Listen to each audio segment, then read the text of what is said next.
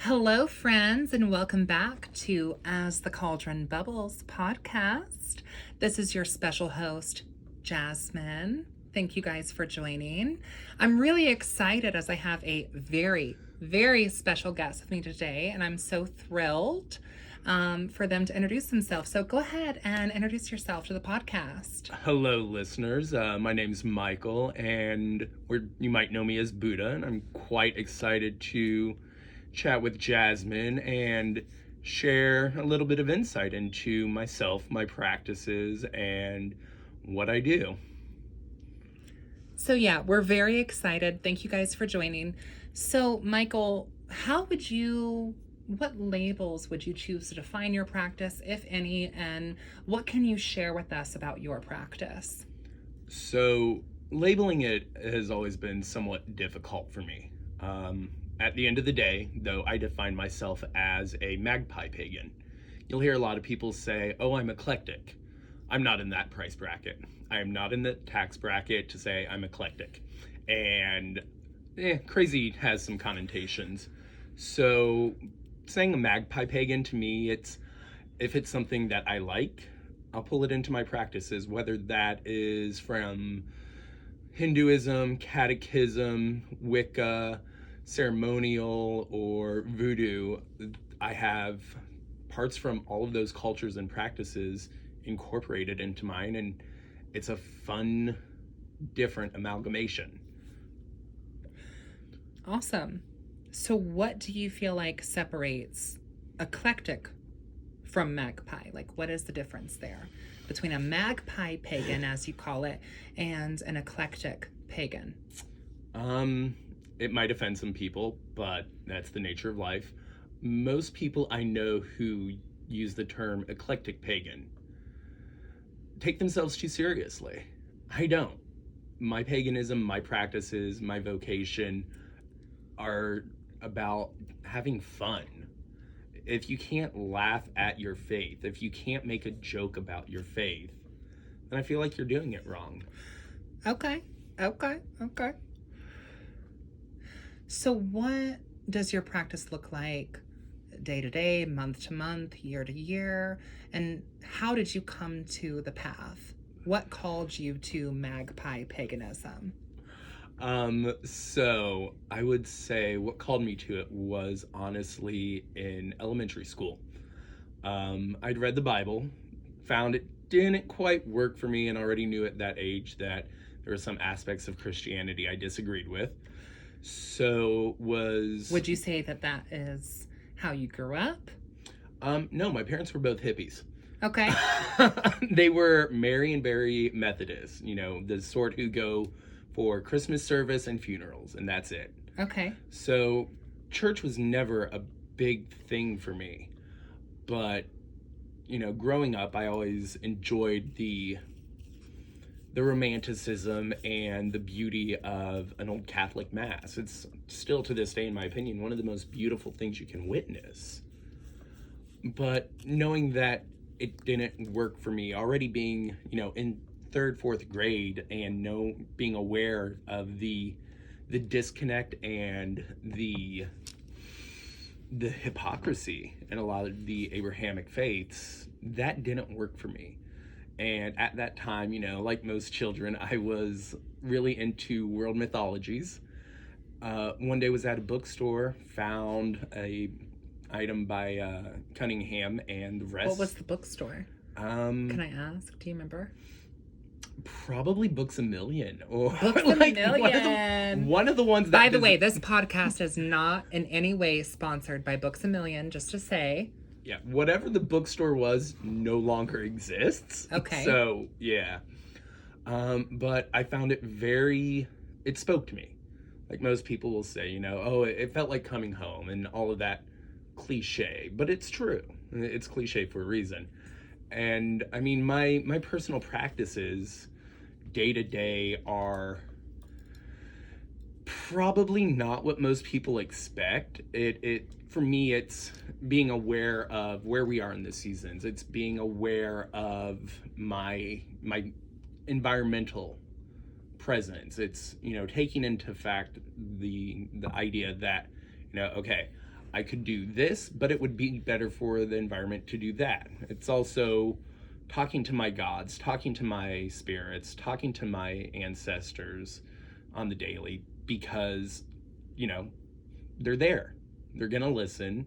They might not always respond, but it does bring a sense of peace and fulfillment. And, you know, yes, there are certain, I try to observe the solar holidays. I try to observe the lunar holidays, but I'm human. It doesn't always happen. And I'm aware that my gods and my spirits and whatnot are okay with that. So, talking about divinity, how does the perception of divinity influence your practice? I would say the best form, the best definition I found for divinity for my practice, the one that meshed and worked the best, is the one that I took from voodoo, which is that the Loa, the gods, the spirits, whatever term you want to call them, they were once ancestors. They're ancestors that have been venerated so much that they have been deified. It's very similar to in Hinduism when a Buddha passes away, or an extremely faithful nun passes away and they become a Bodhisattva. They're canonized in effect. And you know, there are people, or in catechism with the saints, you know, they were at one point living forces. And for me, the gods in particular are most likely something that lived at one point. And it's just their stories have been shared and discussed so much that they're ancestor 2.0. They're the ancestors who have moved beyond the realm of the ancestors into something more. So, are there any specific deities or divinities that, you know, specifically influence your path or your practice? Yes. For me personally, you will often find me working with Freya, Odin, Tahuti or Thoth, Kuan Yin, Kali Ma, Papa Legba, Baron. There's also various saints that I'll work with who, not so much deities, but useful as intermediaries between me and the gods. Also the archetypes of Raven and Spider and some of the other spirit forces, animal forces. And yeah, when they show up, when they make themselves known and they're like, hey, you know, we want your attention, I find that I can either give it to them, establish a good working rapport and relationship, or tell them to hit the bricks. Odin and I have been chatting for a minute now. Lou and I have been chatting for a minute now, and it's a situation where my gods are aware I'm not going to be subservient. That's just not how they made me. That's not how I'm wired. And I will work with them, but I won't submit to them. Mm-hmm. So what is that difference there between working with divinity and submitting to divinity? What does that mean when you say that? When I do a spell, when I do a ritual, when I do anything that falls in their realm, I ask for their help. I don't beseech their help. I don't, you know, prostrate myself. It's for me a situation like if you ask a friend to help you move versus hiring movers. Asking your friend to help you move is working with your friends. Hiring a mover is beseeching. Okay. So, for how long would you say that you have known that you identified with the word witch? Well, I first started studying and learning in, split the difference, call it 4th grade. Okay. So the term witch wasn't really on my radar until I'd say probably 6th grade. Okay. So yeah. And what was the moment where you were like, the word witch is a word that I want to use to identify with myself. Do you remember the specific time or place where you were like, that word I can use to describe me? No. I don't remember a specific time or place or moment or aha. But it's also a situation where anymore there's so many terms. Mm-hmm. And I'm a big reader. I'm a big information person. So like as more terms come out, I like to learn about them because someone who might identify as a Wiccan or a witch or a root worker or a healer, those could all, for some people, be the same thing, and for others they could be completely different things. So for me, it's as new terms crop up or as new information crops up, I have to ask myself, do I still think the term witch is applicable? Is it? Yeah. Okay. Do you think the voodoo and Wicca is synonymous? Oh, good God, no. Okay. I didn't either. I mean, not at all. But for some people in the community, some folks I have met, they lump them both under the pagan umbrella. Okay.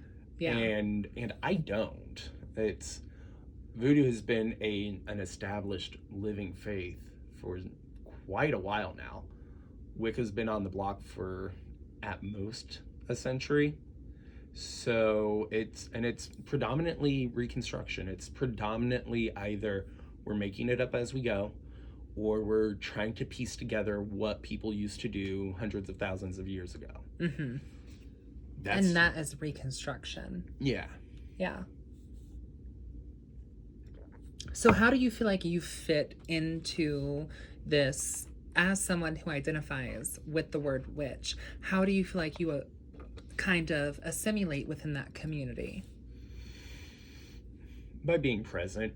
I mean, I've always been a people person. I like my communities. I like being around people.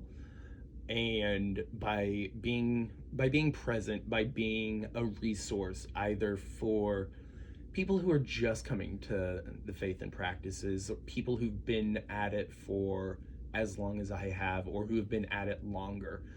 It's a situation where, just like I won't kneel to the gods, I'm not going to kneel to an elder. If they bring something up, I'm going to question it. If I'm working with someone who's been at the game as long as I have, I have no qualms throwing out alternative options. If I'm working with someone who's brand new, who's never read any book, just found out about the craft today, I want to be a resource for them. And so I always try my faith, my practice, it's very societal driven, very communal driven. So how would you say that you are a resource to your community? A number of different ways. I know locally, I still get asked questions about some of the big local events that I used to be involved with, but no longer am. I still act as a sounding board, in my opinion, for a number of the local covens that I'm friends with. I have found that here in the near future, I'll be doing classes at a spiritual garden on the south side. I work with them to just have a good time.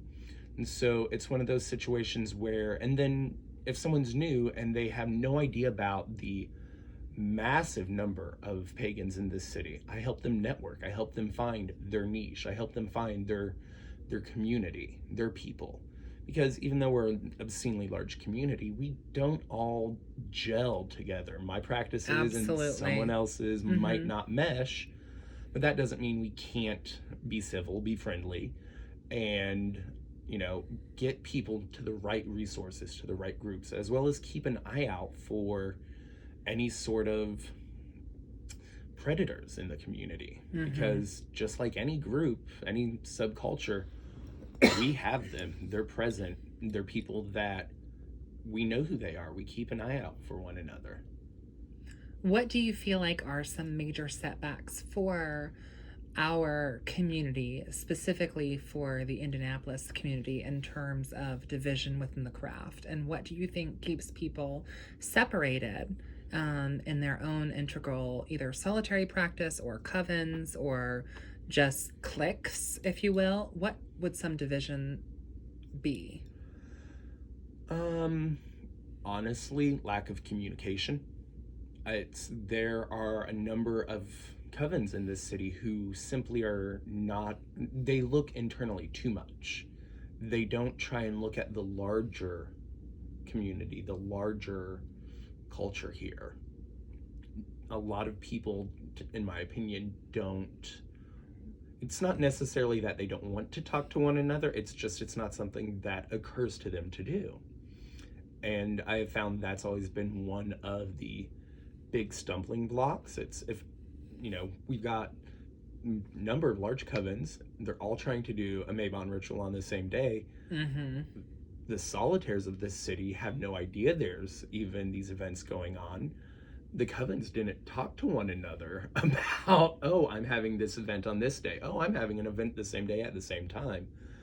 Just keeping those making those lines of communication, but then keeping those lines of communication open is going to make it much easier, in my opinion, to help people realize just who's who, who's where, and especially for the new kids on the block, to find out their spot, their place, or even to create their own. Why do you think it is that covens do that? Because by and large, in the local pagan community, we're all very inwardly focused. And what do you mean by inwardly focused?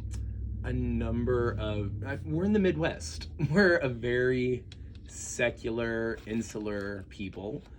And a lot of people in the pagan community are trying to heal internal trauma and damage. Mm-hmm. And, I'm all for that. I think it is something that we all need to do, is to delve into our dark halves and deal with our inner demons.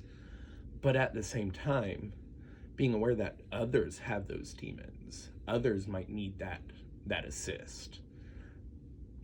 Ignoring that aspect is, I think, one of our biggest weaknesses, is that we're all so internally focused. We're also concerned about doing the right thing, looking the right way, coming across the right way. But when it gets to the end of the day, that doesn't matter so much as, in my opinion, helping your fellow person. Okay. All right. So how has your experience been in the local and just overall witchcraft community? What would you say would be some pros and cons of engaging with community? Because a lot of people feel like, nervous to kind of branch out and get connected to community for various reasons. And even people who have been into the community have left the community. Why do you think that is? And what are some pros and cons of kind of being out of the broom closet, if you will, and engaging with the community? Do you think it's beneficial overall? I do. I think it is highly beneficial. As someone who, the witches who are nearest and dearest to me, none of us practice the same style, the same path. We all have very diverse, unique, personalized practices. But by having that outlet, that sounding board, it helps me tweak what I do, figure out. It gives me a way and people to talk to about my faith and my experiences. Why some people leave, I understand. They get burned out on the drama. And there are people who are extremely dramatic in this community. And Are there? I mean, there's the good drama and the bad drama. The people who are bad drama, some of them have been here for quite a while. And in some situations, they're the only game in town. The thing that they do is something that they are known for, and they're the only ones who do it, and they have a stranglehold on that. And it is what it is, and you work around that. I understand some people need to be in the broom closet, whether it's for work or family or what have you. But having that outlet, having those people you can turn to, even if they're not your coven siblings, even if they're not people you sit circle with every moon, even if they're people that you only talk to and you go grab dinner, you hang out, and they're your bar buddies. They're still people that you can discuss things with. There's still people who are going to be impactful in your life. I know I have a friend who he is very staunchly solitaire. He has nothing to do with the pagan community. Mm-hmm. I know him through the queer bar community. He moved away and he talked to me every day. His boyfriend says I'm one of his best friends because we have that connection where we know each other outside of the pagan community, but because we are both part of that community, he knows I'm someone he can turn to, and I'm someone that he does turn to, and vice versa.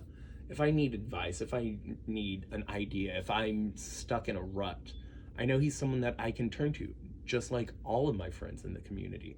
They're all people I know that I can turn to and be like, okay, here's what's going on, here's what I'm thinking of doing, how would you do it? And I'll get 20 different ideas, and then they'll all talk to each other. I'll get 20 more different ideas. Right. And I'll, muddle my way through and figure it out. And that's what works for me. For some people, that's not the case, though. What would you say, if any, what would you say some cons would be with mixing with the community? You've mentioned the pros, but what would the cons be?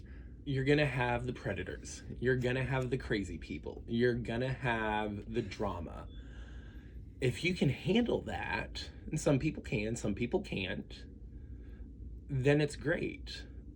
For me personally, there are certain aspects and there are certain folks in this community that I want nothing to do with. Mm-hmm. They know that. I know that. We go our separate ways. Our paths don't cross. That's one of the great things about being witches. We're will workers. We tell the universe it is going to be this way. It's not, oh, I want it to be like, no, it is this way. Mm-hmm. So our paths don't cross. Would I like it better if things were different? I.e., in this situation, if they weren't around? Yeah. But if it's someone who fulfills a void, fulfills a need that, in my opinion, is necessary, then my personal feelings don't matter towards this person. Right. It's something that I can deal with the drama that people bring or that people feel I might bring, so long as anyone present who's a leader, as someone that is looked up to, steps up to the plate, puts their stuff aside, and puts on their big people pants and deals with it. Not everyone is willing or able to do that. Yeah. So, on an individual level, Michael, you identify as male, correct? Yes. And in the witchcraft world, that alone can be very controversial for some people. Not saying that I believe that it is, but how do you find the witchcraft community, not necessarily the pagan community, but the witchcraft community, to be as someone who identifies as male and navigating this space as a man? For me, I have found, and it's something that I'm dealing with currently to a degree. In fact, that's one of the reasons I finally have bit the bullet and am, now that I have a good location, Spiritual Garden down on the south side of Indy to teach classes at, why I'm going to do it. Because yes, as a man, as someone in the witchcraft community who identifies as male, there are members of this community who want to assume either I have nothing to provide or I should not be in a position of authority, leadership. Why do you think that is? Internalized trauma for a lot of people. Many of us come from an Abrahamic faith where the priest, the rabbi, the minister, whatever it might be, their potentially emotionally abusive father figure, the male figures in their life have been horrible assholes. And that's something that, you know, as a man in a predominantly female faith, I have to be aware of. And just, I'm sucking up the fact that, you know what? Yeah, in some situations, I'm going to be dismissed simply because of what's between my pants, what's in my pants. There's nothing I can do about that other than to work twice as hard and move on. Mm-hmm. And that's what I'm doing. Do you feel like that there are obstacles for you just because you identify as male in the community? Like specifically for just men, not just you, but for any listeners on this podcast or just anyone in general in the community who identifies as male, do you feel like there are specific obstacles for men in the witchcraft community? And what would they be, if so? I would say very much so. Obstacles that are not true obstacles is the best way I can phrase it. They're obstacles either because we let them be obstacles. You know, by and large, the witchcraft community is a goddess-centric faith. It is something that we have, most people have heard of Dianic witches. Fewer people in my experience have heard of the Minoan Brotherhood. Mm-hmm. The Dianic witch community is a woman-centric faith practice. The Minoan Brotherhood is a male-centric faith practice, both based out of Alexandrian and Gardnerian Wicca. Mm-hmm. Both are, from what I understand, secret faiths. They're faiths that they don't go around and discuss publicly what they do. They don't do public rituals, but more people are aware of the Dianics just because PR, end of the day. Now, overcoming it, I think, like I said, it's a situation where I know that there's a number of books that back in the 90s came out where authors would talk about male-centric witchcraft. And they're not bad, but even I'll be honest, the female-centric witchcraft books struck a stronger chord. And now I'm finding that more and more of the books, more and more of the resources available don't necessarily address the same gender binary that was present when I grew up. And I think it's just a matter of time. Mm-hmm. You know, like folks who are finding witchcraft today, they're finding traditional witchcraft, which doesn't really take into account gods. Before that, it was very, you know, we're children of the 90s, and we came to the faith during the Great Witch Wars of New York and back in those days. And then before that was the goddess and the reclamation movement, and before that was the traditional. It's a pendulum that we're constantly growing, we're constantly building, and we're constantly saying, okay, you know, as a collective, whether we realize it or not, we look at things and we see what works, what doesn't, and each generation is getting rid of what doesn't work and keeps what does. And so while men might have a harder time in the community, on the flip side, again, it goes back to, we've only been at this for 100 years, guys. Like, this is me talking specifically to the men out there, okay? Okay. To the men folk. So that... How y'all doing? How the men folk doing? Welcome. We've only been the air quote here, underdog for not even 100 years. The women in our lives have been the underdog for centuries. Mm-hmm. If you can't suck it up, deal with it, this isn't the right faith for you. Sorry if you don't want to hear that, but it's true.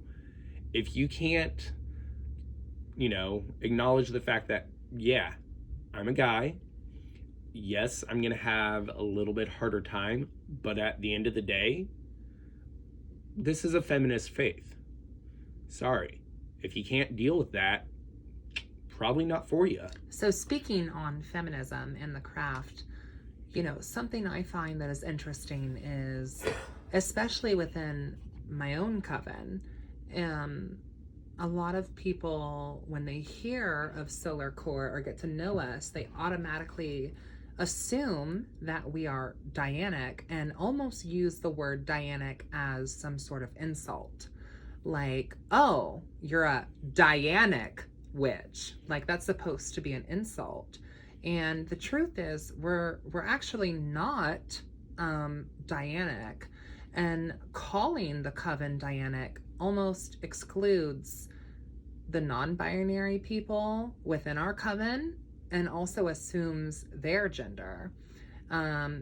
Because in terms of solar core, it has nothing to do with sex, it has nothing to do with your, reproductive organs. And that really doesn't play a part in our coven work whatsoever. However, I will say, and this is not to create, a debate at all between the male and female divide within the craft, but just from my experience, we've had people use that word Dianic almost like it's supposed to be an insult, like I've said. But when there is a group that is exclusively male, it's usually not a problem. And women don't typically try to push themselves into those spaces because those are spaces made more so for men. But when there are women-only spaces, that's when it kind of becomes controversial, and men sometimes want to push themselves into those spaces. And my kind of overall thought, as someone who does not identify with male, is that I think some men, and this is controversial and not everyone is going to be super cool with this, but I think some men have a hard time coming into a space where their male privilege isn't necessarily inherently recognized, because in the modern Western world, and throughout multiple Abrahamic faiths, you being a man does grant you privilege and does make your voice louder and does make your voice more easily recognizable. Even if you're co-signing on what a woman has to say, it does kind of pack more of a punch. So when a man enters a witchcraft space, I feel like that privilege is not necessarily granted, and thus for some men feel like they have a bit of a harder go of things in witchcraft spaces. Would you agree that this... Oh, 100%. You put my thoughts quite eloquently. Can I have you be my writer for the future? I mean, I agree 100%. So many men I know feel as if, oh, well, I'm a guy, you should... No, I don't care if you're... Me, personally, Michael, Buddha, the And that's who we want to hear from. We're talking about your opinions, your perspective. Speak candidly here. I am a firm believer of whoever is best for the job. Doesn't matter who it is, what's between your legs, what your reproductive organs are or are not. Whoever is best for the job needs to be the one doing that. But there are so many men who have embraced that male privilege, who have made that a huge part of themselves. And it is mind-boggling, and they are generally the people that hopefully, at least among the witches I know, this is the case. Hopefully it holds true for the larger community and the larger audience. They get ran out. Right. They get made aware that just because you are used to the male privilege, that doesn't mean that it exists here. That's not how it should be. Do you feel like male privilege is a thing in the craft, or do you feel like that is something that is not a part of the craft? One moment. I would say that male privilege within the craft is not. However, there are multiple men in the craft who feel like their privilege is something that, while unsubstantiated, it's not. There are a number of men who feel like, oh, I have a dangly bit between my legs, therefore you should listen to me. I know a lot of men who go that route. And for me personally, it's always been an issue of, again, not necessarily, whoever is best for the job, whoever is best for what needs to be done, whether you have something there, whether you don't, whether, right, whatever, it shouldn't matter. I don't care what is between your legs so much as I care about what's between your ears. And I'm very aware that that's not the case for everyone, but that is for me. I've never cared who is going to act as high priest or high priestess, what's between your legs. It's always been what is between your ears. It has always been, what do you bring? What energy do you bring? Are you someone who shows up and brings a very projective, or someone who shows up and brings a very receptive and pays attention and listens, or is direct and demonstrative? No, like there's a time and a place for that. So, and that's just my stance. So I know that this might be difficult for you to answer, but speaking on gender, between men and women in the craft, do you feel like there is also kind of a separation or a conflict between trans men and cis men in the craft? So, I do have a lot on that. I would love to hear it. So, one of my exes was a trans man, and he and I are still very close. We still talk. He is still someone who I know that if I need and want to reach out to for whatever reason, I can. He's also someone who is of, I cannot remember the Upper Peninsula of Michigan tribe, but that's where his family is from. And so he's very interested in modern pagan practices from a shamanic and Native American perspective, but he has never felt comfortable being two-spirited within the pagan community because he is trans. And so I always felt bad for him, because as pagans, as witches, as not Wiccans, but as pagans and witches, we should be very open, very accepting, very, everyone has a space here at the table.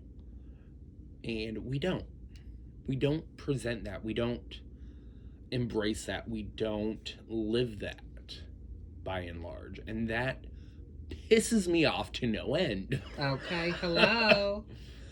Because, again, it's like, whoever's best for the job. I don't care what you do in the bedroom. I don't care what your biology, your physiology is.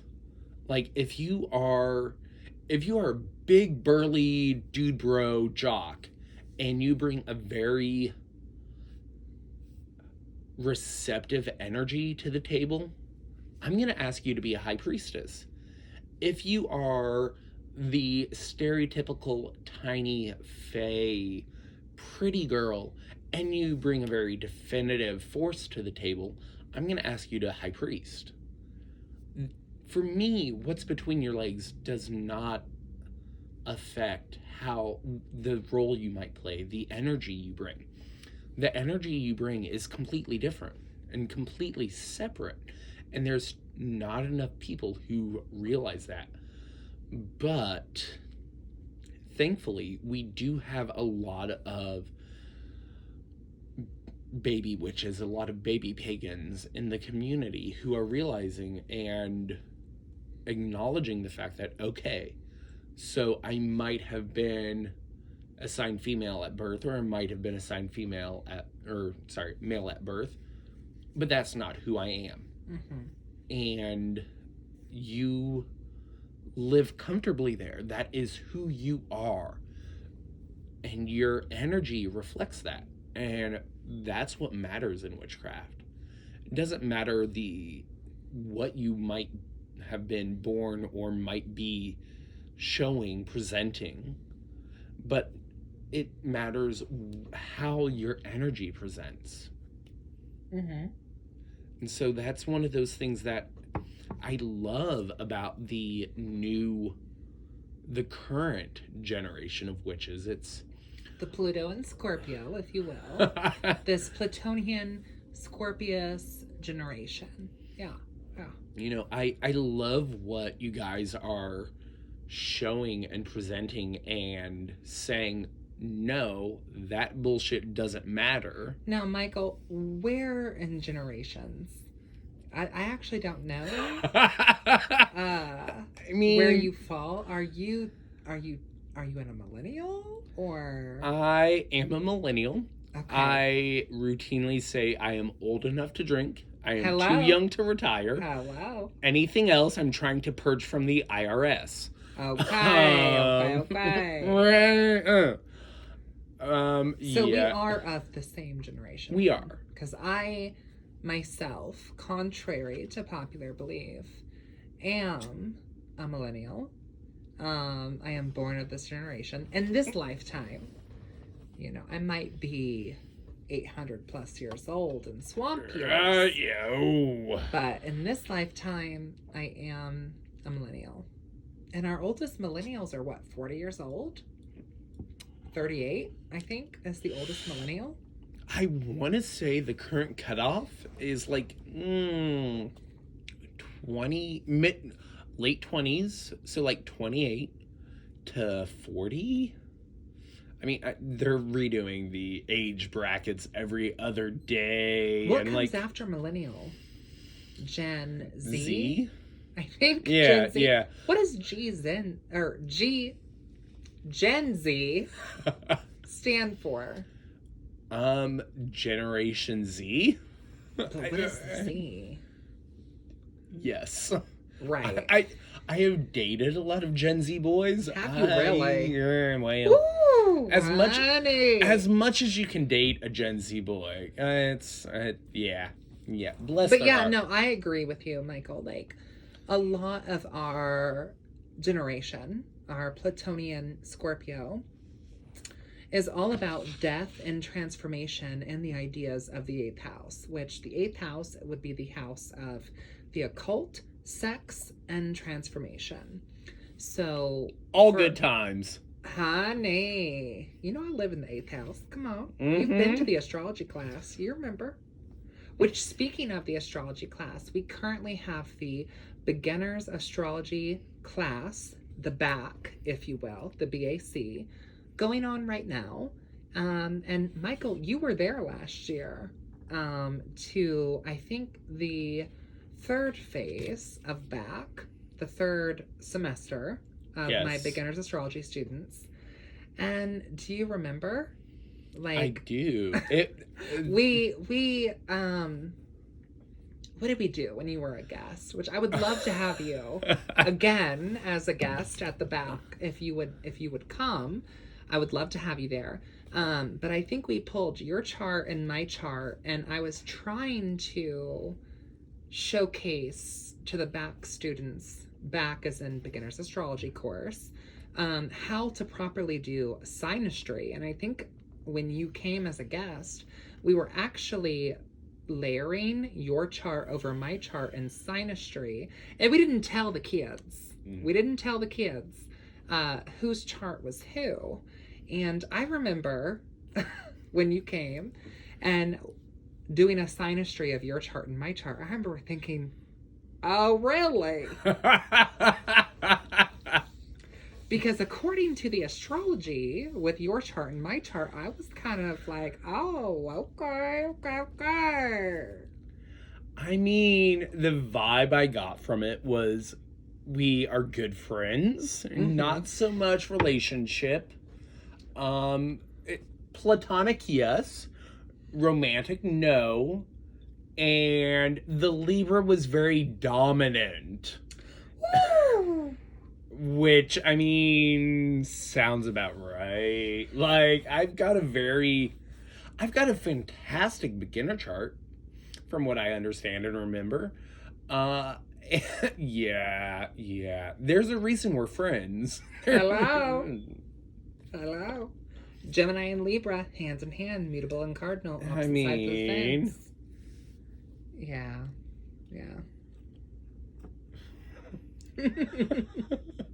And I would love to come to another class. I know that I will probably let's try this again. I will probably be doing classes at Spiritual Garden this fall, winter. This fall, winter. Right? Yes, okay. Yes. Are we releasing this as an official statement?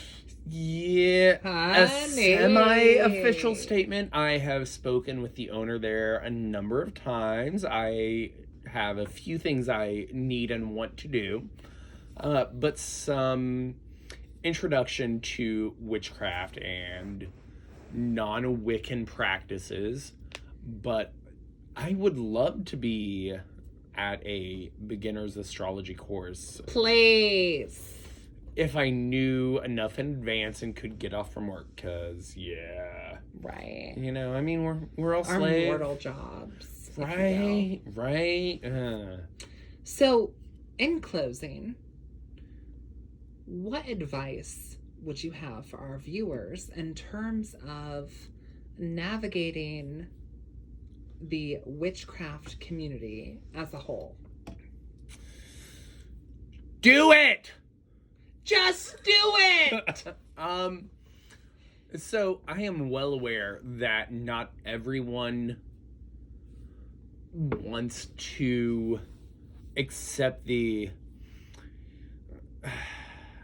responsibilities of being a witch, being publicly acknowledged as a witch, and being someone who is learning, growing, whatever you want to call it. But again, I'm very social driven. I'm very much Gemini. Hello. Yeah, with a lot of Cancer. Woo! All the Cancer. Don't I know it? And all of the back students do too. But if you are someone who feels disconnected, feels like you're hunting for your tribe, who is trying to figure out your place, your space, your connection, there are so many resources in this city. There are so many people who know their shit, whether it is, you know, even just going to the local stores, like asking questions. Don't be afraid to ask questions, because every single person I know, whether it is on a personal, professional, retail, private level, it doesn't matter the level. Everyone I know in this community is going to help you.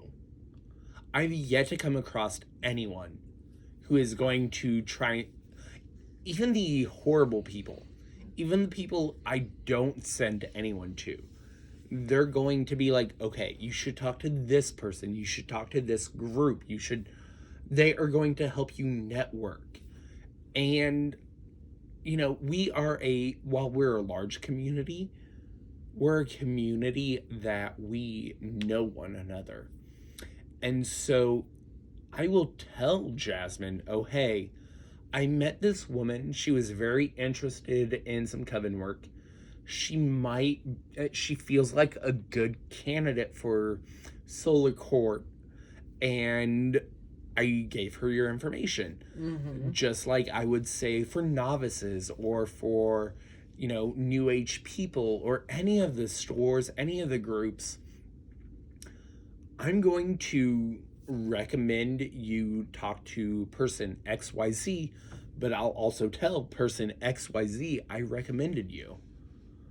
And I have found that holds true for everyone in the Indianapolis community. Awesome. Yeah. Well, thank you again for coming on to this podcast. I really appreciate it. And I think that, one of the reasons why I wanted you on this podcast is I feel like not only as Gemini sun, right? Not only as a Gemini, but also as a self-identified male in the community, you do offer a different perspective that I feel like can be really beneficial to our listeners, especially our listeners who are also possibly Gemini suns, but also men, be it our trans men, our cis men, because there are those obstacles there.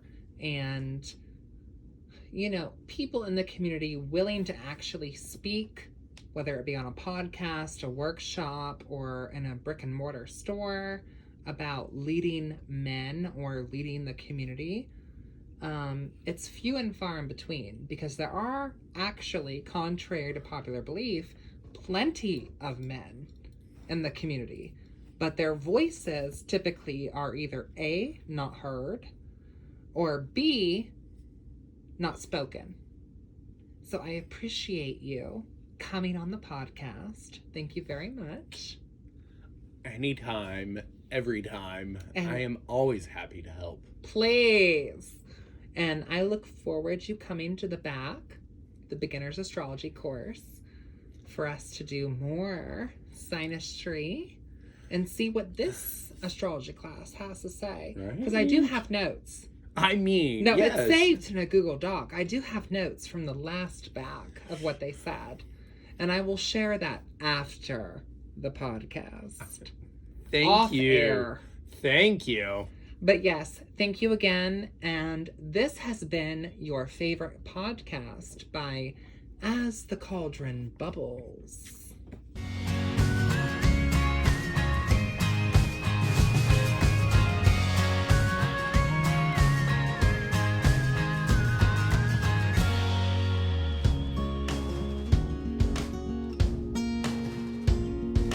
Hey friends, it's Jasmine. I hope you all are doing well. Today, I have a spooky haul video for you.